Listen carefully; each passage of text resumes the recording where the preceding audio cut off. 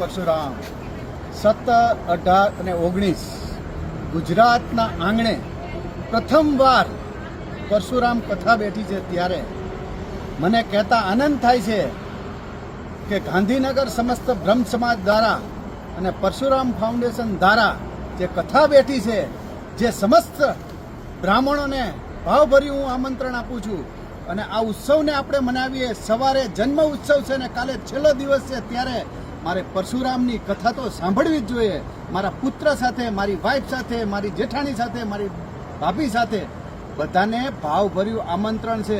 અને મિત્રો, જ્યારે ઇતિહાસ રચાતો હોય ને, દરેક વસ્તુના ઇતિહાસ રચાતા હોય છે. પરશુરામનો ઇતિહાસ પણ મારા બાળકને મારે જણાવવો જરૂરી છે, કારણ કે આ પુસ્તક આપણને મળતું નથી ને આ ભાડભળી જિંદગીની અંદર મને પરશુરામ વિશે મને ખબર નથી. અને પરશુરામ વિશે પૂરો ઇતિહાસ જાણવો હોય તો કાલે છેલ્લો દિવસ છે. રાત્રે 8 થી 11 આ કથા બેઠી છે અને આ કથાનો તમે લાવો ચૂકશો તો તમે બ્રાહ્મણ ના કહેવાય. અને જો તમે જનોઈ નથી પહેરી છે તો તમે બ્રાહ્મણ છો, અને બ્રાહ્મણ છો ને આ પરશુરામનો ઇતિહાસની ખબર નથી તો તમને કાલ કોઈક 5 સવાલ પૂછશે તો તમે શું કહેશો? તો દરેક સમાજને પણ હું આમંત્રણ આપું છું અને ગાંધીનગરમાં વસતા તમામ બ્રાહ્મણોને આવો આપણે એક સાથે આ પરશુરામનો કાલ છેલ્લો દિવસ છે ત્યારે હું આજે જઈને આવ્યો છું. જે મને ખબર નહોતી, તમને પણ ખબર નથી, એ પરશુરામ વિશે તમને જાણવા મળશે.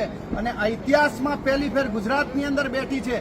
સમાજ દરેક કાર્ય કરે છે. આ પરશુરામ ફાઉન્ડેશને સમૂહ જનોએ આપેલી છે, સમૂહ લગ્ન પણ કરાવેલા છે. પણ સમાજની અંદર પેલો કોઈ નવી કથા બેસાડી હોય તો પરશુરામ ફાઉન્ડેશન દ્વારા અને શ્રી સમસ્ત બ્રહ્મ સમાજ દ્વારા આ કથા બેઠી છે ત્યારે ગૌરવની લાગણી આમંત્રણ છે અને જાહેર આમંત્રણ છે.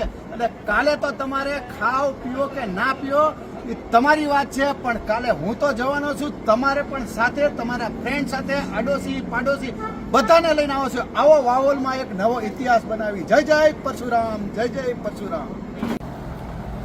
ગુજરાતમાં રહેતા બધા બ્રાહ્મણોને, તમામ સમાજને કાલ વરસાદ સાથેનો પ્રોગ્રામ છે. બોલો જય જય પરશુરામ.